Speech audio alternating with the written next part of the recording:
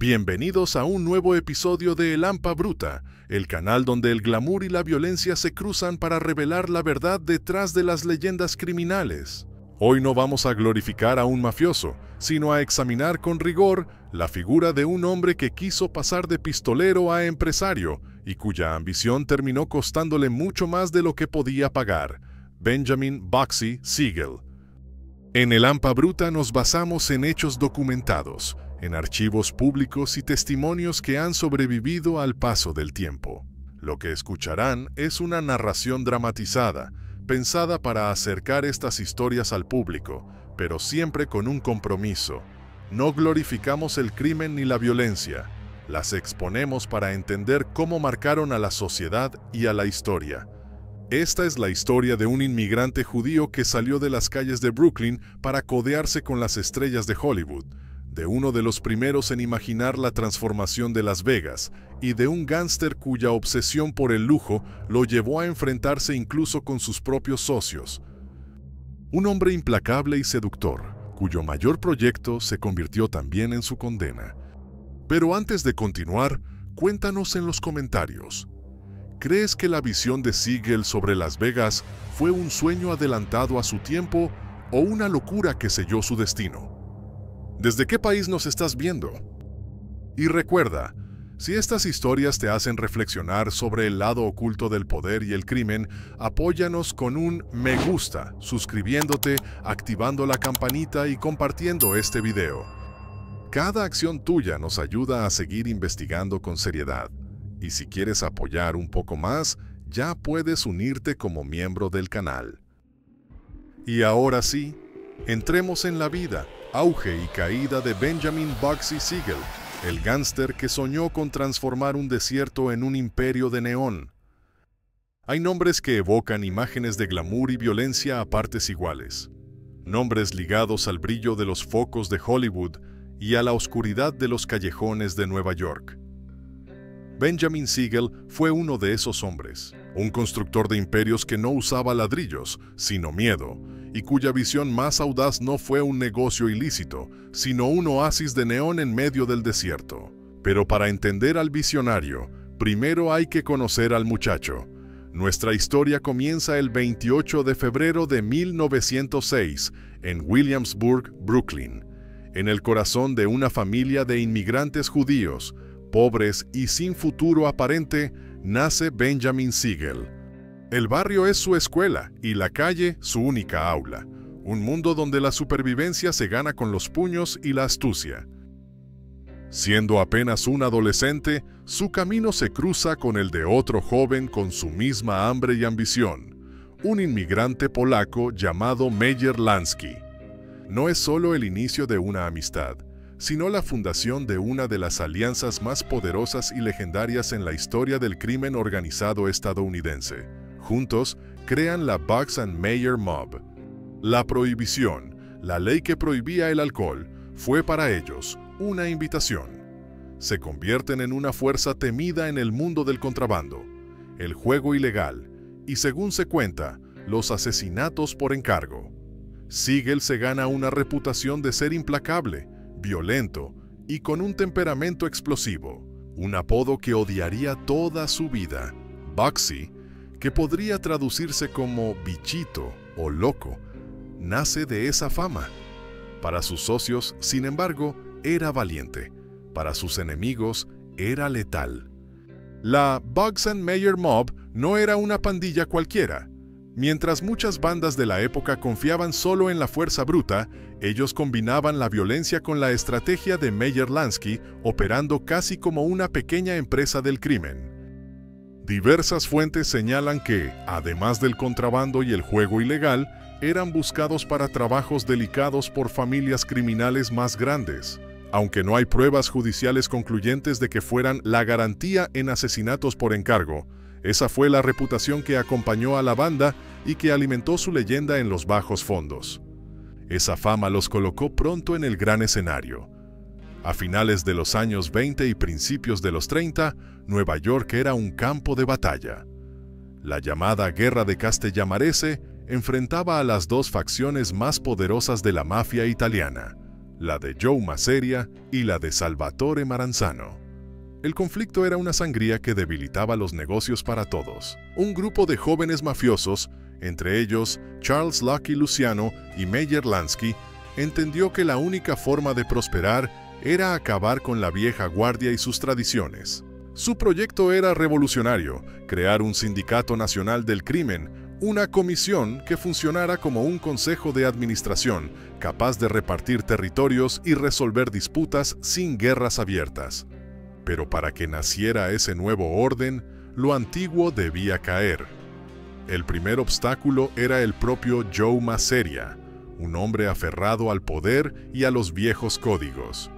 Su muerte en 1931 fue un golpe de efecto que cambió la historia de Lampa. Y aunque los nombres más citados como ejecutores son Vito Genovese, Albert Anastasia y Joe Adonis, algunas crónicas también incluyen a Benjamin Siegel en la escena. No existen pruebas concluyentes, pero la leyenda del crimen siempre lo colocó entre los hombres que ayudaron a enviar aquel mensaje final. El 15 de abril de 1931, en un restaurante de Coney Island, Joe Maseria fue abatido a tiros mientras jugaba a las cartas. El asesinato fue rápido, profesional y cambió el equilibrio de poder para siempre. Aquí es donde la historia se mezcla con el mito. Las crónicas de la época y testimonios posteriores han señalado a un grupo de 4 tiradores.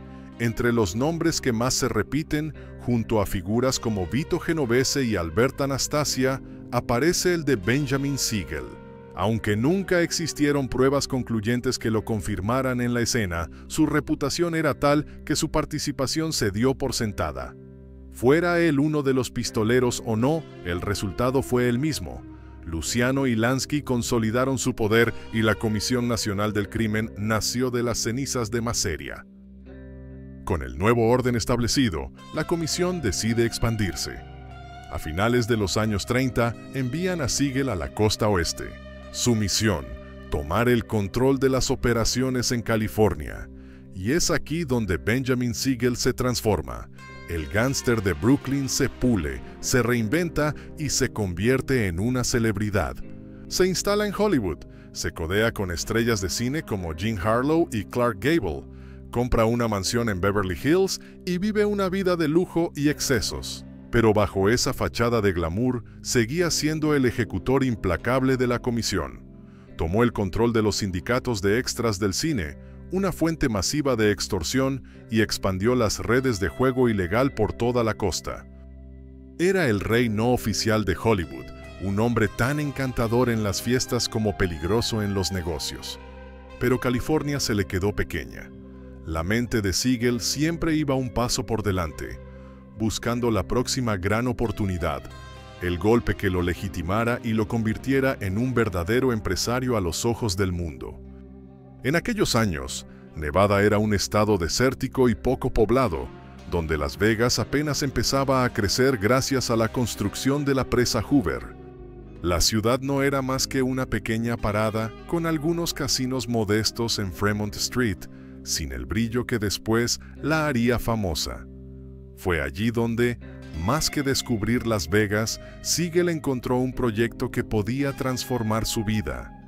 Ese proyecto no había nacido de su imaginación, lo había iniciado a principios de los años 40 el empresario y mafioso Billy Wilkerson, propietario del Hollywood Reporter. Él había comenzado la construcción de un hotel casino al que llamó Flamingo, pero sus problemas financieros lo dejaron vulnerable.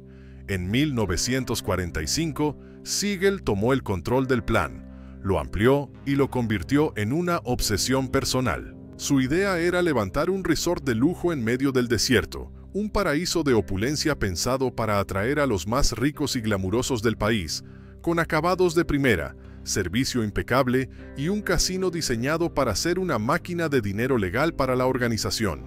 Convencer a la comisión no fue sencillo. Meyer Lansky, su amigo y defensor, tuvo que utilizar toda su influencia. Los jefes de Nueva York lo veían como un despilfarro. ¿Un palacio en el desierto? Pero finalmente, con muchas dudas, aceptaron financiar el proyecto con un presupuesto inicial de $1,5 millones, una fortuna para la época.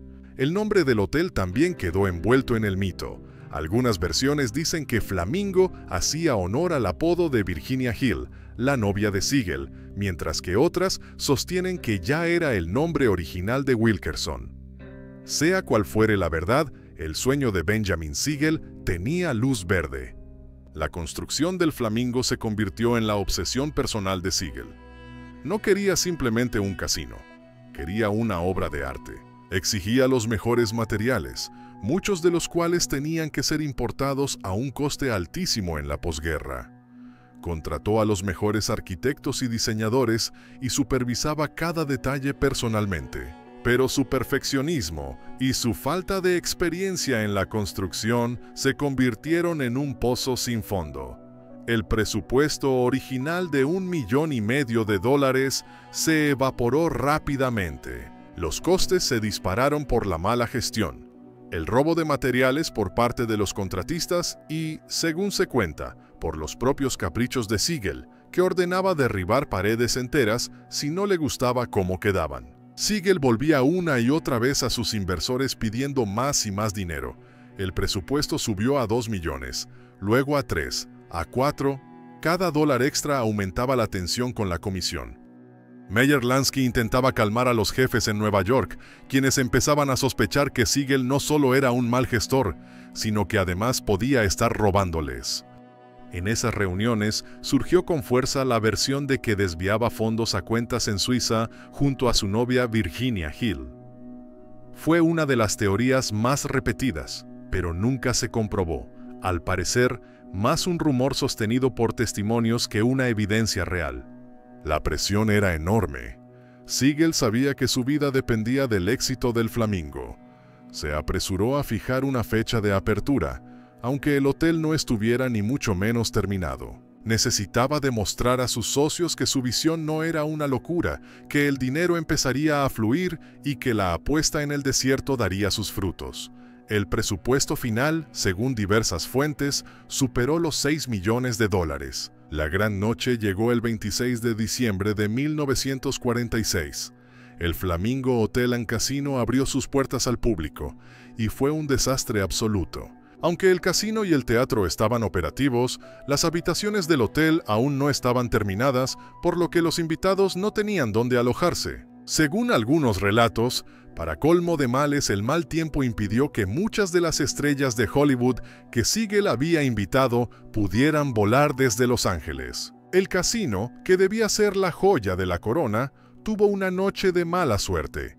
Según se cuenta, los pocos jugadores que acudieron ganaron más de lo que perdieron, dejando al casino con un balance negativo en su noche inaugural. El sueño de Siegel se había convertido en una humillación pública y un fracaso financiero. 2 semanas después, el Flamingo cerró sus puertas. Para los jefes de la comisión, esto fue la gota que colmó el vaso. Habían invertido una fortuna en el capricho de un hombre que ahora parecía un bufón. Sin embargo, Lansky consiguió darle a su amigo una última oportunidad. En marzo de 1947, el Flamingo reabrió, esta vez con el hotel completamente terminado y la maquinaria publicitaria funcionando a pleno rendimiento. Y entonces ocurrió la magia. El casino comenzó a generar beneficios. La gente acudía en masa, atraída por el lujo y la promesa de fortuna. La visión de Siegel, después de todo, era correcta. El oasis en el desierto era real y era rentable. Pero para su arquitecto ya era demasiado tarde. El reloj de arena de su vida había llegado a su fin. La noche del 20 de junio de 1947, Benjamin Siegel estaba en la mansión de Virginia Hill, en Beverly Hills, sentado en el sofá y leyendo el Los Angeles Times. De repente, una ráfaga de disparos atravesó la ventana. Varios proyectiles lo alcanzaron, 2 de ellos en la cabeza. Su muerte fue instantánea.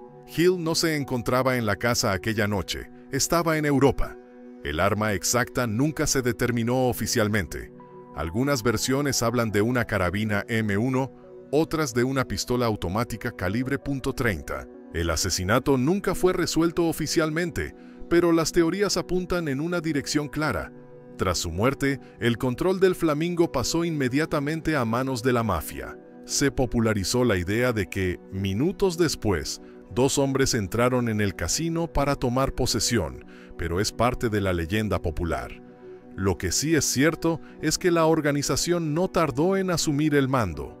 La explicación más aceptada es que fueron sus propios socios quienes ordenaron la ejecución, hartos de los sobrecostes, de su arrogancia y convencidos de que había robado dinero, decidieron que valía más muerto que vivo. Una vez que el Flamingo demostró ser rentable, Siegel ya no era necesario. Otras versiones sugieren que pudo tratarse de un ajuste de cuentas personal o una venganza ligada a sus negocios en Hollywood. La verdad, probablemente, se la llevó a la tumba. Benjamin Bugsy Siegel, el gángster de Brooklyn que se convirtió en el rey de Hollywood, fue asesinado a los 41 años. No vivió para ver cómo su visión ayudó a transformar un pueblo polvoriento en la futura capital mundial del entretenimiento. El Flamingo fue la primera piedra de la moderna Las Vegas, un proyecto que marcó la diferencia y que, paradójicamente, selló su destino. Así termina la historia de Benjamin Bugsy Siegel, un hombre que quiso vestir de glamour un mundo construido sobre la violencia. Su vida demuestra que, por más lujo y poder que rodeen al crimen, siempre hay un precio que se cobra con intereses. En El Hampa Bruta, recordamos que detrás de cada mito del Hampa hay víctimas, traiciones y una sociedad marcada por decisiones tomadas en la oscuridad. No glorificamos a estos personajes, los exponemos para entender cómo sus actos deformaron la historia y dejaron huellas que aún resuenan. Gracias por acompañarnos en este viaje por la vida y la caída de uno de los mafiosos más célebres de Estados Unidos. Cuéntanos en los comentarios, ¿qué opinas del legado de Siegel? ¿Lo ves como un visionario adelantado a su tiempo o como un criminal que nunca dejó de serlo? Y recuerda, tu apoyo es vital para que sigamos contando estas historias con rigor. Suscríbete, activa la campanita, dale me gusta y comparte este video para que más personas conozcan la verdad detrás de las leyendas. Nos vemos en el próximo episodio de El Hampa Bruta, donde volveremos a iluminar otra historia que habita en las sombras del crimen organizado. Hasta entonces.